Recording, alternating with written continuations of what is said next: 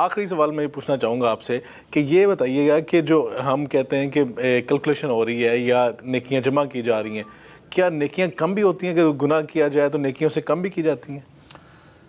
نیکیاں کرنے سے گناہ تو معاف ہوتے ہیں، لیکن گناہوں سے نیکیاں کم نہیں ہوتی، لیکن آٹومیٹکلی یہ ہوگا کہ گناہ اگر بڑھ گئے تو وہ نیکیوں کو کم کر دیں گے۔ قرآن میں سورہ ہود میں آیا کہ نیکیاں برائیوں کو مٹا دیتی ہیں، یہ کہیں نہیں آیا کہ برائیاں نیکیوں کو مٹا دیتی ہیں۔ ٹھیک، وہ نیکی اپنی جگہ رہتی ہے، لیکن برائی بڑھ گئی نیکی کی نسبت، تو اوورآل وہ ریشو پروپورشن گر گیا نا۔ بالکل ٹھیک، اس لیے نیکیوں کا اہتمام کروایا جاتا ہے۔ البتہ نیکی برائی کی وجہ سے تو نہیں، لیکن ریاکاری کی وجہ سے ٹھیک، زیرو سے ملٹیپلائی ہو سکتی ہے۔ اللہ، وہ آپ نے اللہ کے لیے کیا نہیں۔ وہ مسند احمد میں حدیث ہے، جس نے دکھلاوے کے لیے نماز پڑھی شرک کیا۔ اللہ اکبر، نماز اللہ کی پڑھ رہے ہیں لیکن شرک ہو گیا۔ دکھلاوے کی، دکھلاوے کے لیے صدقہ کیا، شرک کیا۔ جس نے دکھلاوے کے لیے روزہ رکھا، شرک کیا۔ بہت سینسٹیو ایشو ہے۔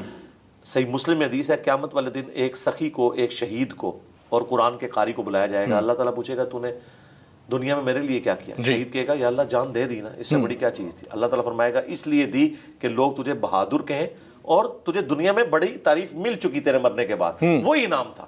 میرے ہاں کوئی انعام نہیں ہے، اوندھا منہ کر کے جہنم میں۔ اللہ، پھر قرآن کا قاری بلایا جائے گا، تو دنیا میں تیری تعریف ہوئی نا، آج کی ڈیٹ میں اشتہاروں میں بڑے بڑی دعائیں بھی تیرے نام کے ساتھ لگی، جی، لیکن میرے ہاں کوئی اجر نہیں، الٹا منہ کر کے جہنم میں۔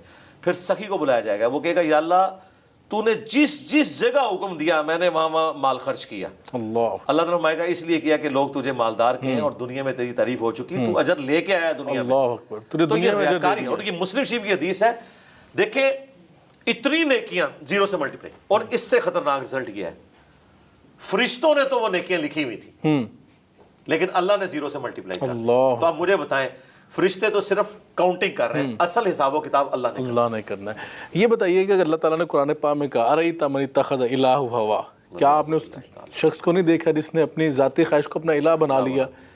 تو ایسا دیکھا جائے تو ہم تو سب لوگ کہتے ہیں کہ یہ میرا دل کر رہا تھا تو میں نے ایسے کر لیا، تو یہ تو بہت ایک سخت وعید نہیں ہے؟ جی وعید ہے اگر یہ اللہ کی لیمٹس کو کراس کرے، ادروائز کوئی مسئلہ نہیں۔ اچھا، جی دیکھیں صحیح مسلم میں حدیث ہے، سبحان اللہ بھی صدقہ ہے، لا الہ الا اللہ کہنا بھی صدقہ ہے، راستے سے ایک تکلیف دہ چیز کو دور کرنا بھی صدقہ ہے، حتیٰ کہ تمہارا اپنی بیویوں کے ساتھ ازدواجی تعلق قائم کرنا بھی صدقہ اور نیکی اللہ ہے۔ اکبر، یہ صحیح مسلم کی حدیث ہے۔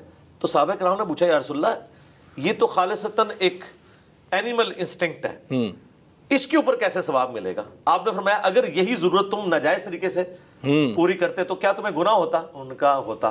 فرمایا اس پہ ثواب بھی ہوگا۔ بالکل ٹھیک، اس کا مطلب ہے کہ آپ اپنی خواہش کی تکمیل بھی جو کرتے ہیں شریعت کے دائرے کے اندر، ٹھیک، وہ بھی آپ کے لیے نیکی ہے، عبادت میں شمار ہو رہی ہے۔ بخاری مسلم میں آیا کہ بچوں اور بیوی کے منہ میں لقمہ ڈالنا جو آپ کمائی کرتے ہیں، ٹھیک ہے، وہ تو اپنی انسٹنکٹ کی وجہ سے مجبور ہے نا، کوئی اپنے بچوں کو بھوکا نہیں دیکھ سکتا، لیکن اس پہ آپ کو نیکی ملتی ہے، اگرچہ آپ اپنی خواہش کی تکمیل کر رہے ہیں، لیکن چونکہ اللہ کے حکم کو بھی آپ پورا کر رہے ہیں تو نور علی نور ہے۔ اللہ، مسئلہ وہاں ہے کہ جہاں آپ انسٹنکٹ کی پیروی کر کے اللہ کی حدوں کو کراس کر دیں، اور وہ تو اتنا خطرناک معاملہ ہے جو میں نے پہلے بیان کر دیا، وہ تو نیکی کا کام بھی کریں گے نا تو وہ بھی زیرو سے ملٹیپلائی ہو گیا، گناہ کو تو آپ چھوڑ دیں۔ بالکل ٹھیک ہے۔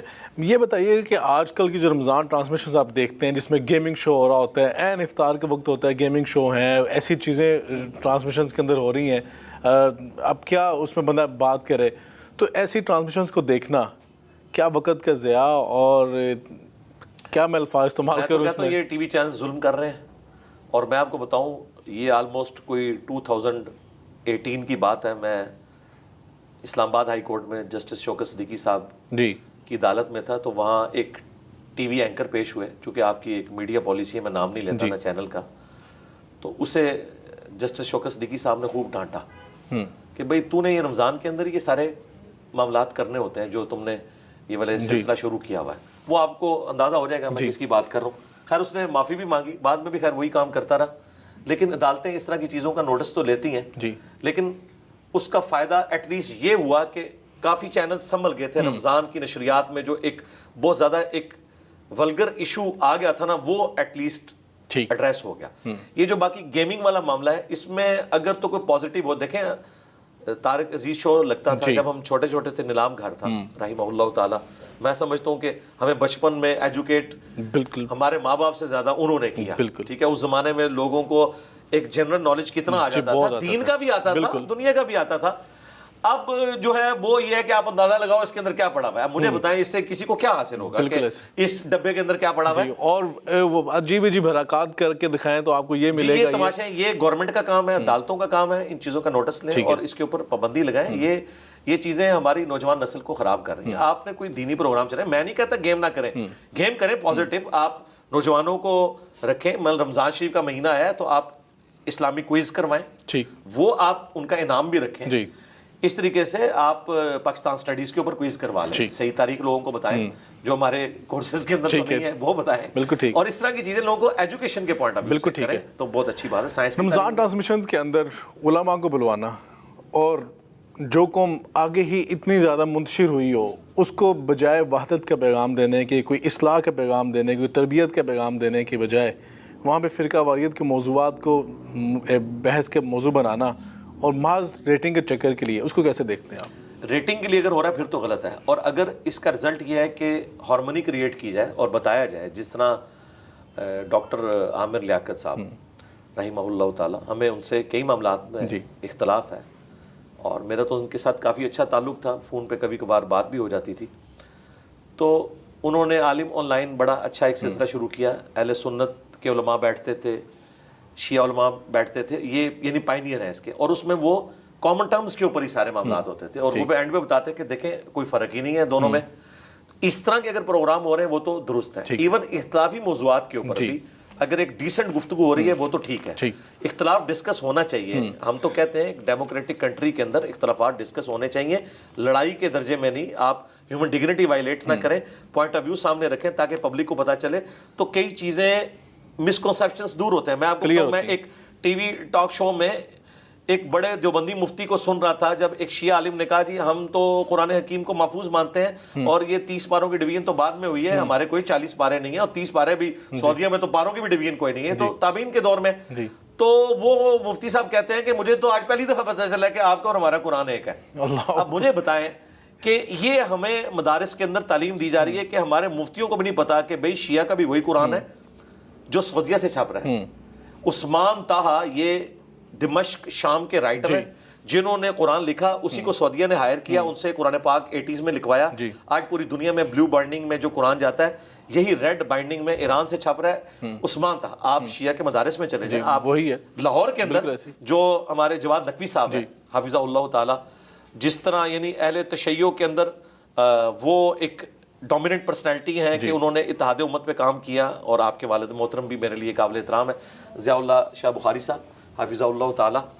تو ان کے آپ مدارس میں جائیں تو آپ کو قرآن وہی عثمان طاہا والا نظر آئے گا. بالکل ایسے, وہ ایک سنی رائٹر کا لکھا بالکل ایسے. بلکہ ابھی تو آپ دیکھیں نا, جب قرآن پاک کی حرمت کی بات آئی تو ایرانی صدر نے جو نسخہ اٹھا کے دکھایا وہاں پہ اقوام متحدہ میں, تو وہ سعودی عرب کا چھپا ہوا قرآن پاک. جی ظاہر ہے کوئی فرق نہیں ہے. آج تک کیا ہمارے علماء نے زحمت کی کہ ہم کبھی شیعہ کی مسجد میں جا کے دیکھیں کہ قرآن کو کون سا پڑھ رہے ہیں؟ اگر قرآن ہی شیعہ نہیں مانتے تو بھائی پھر تو اعلانیہ معاملہ ہی کچھ اور ہو جائے گا.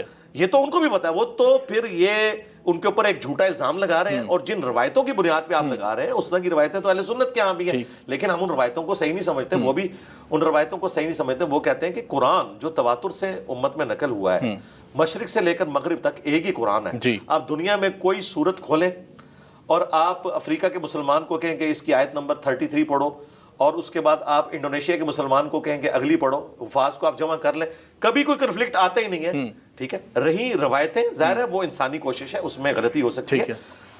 صحیح احادیث کے مقابلے پہ ضعیف روایتیں نہیں قبول کی جاتی, اور قرآن تو تواتر سے نقل ہوا ہے, ہزاروں نہیں لاکھوں الفاظ نے نسل در نسل ٹرانسفر کیا.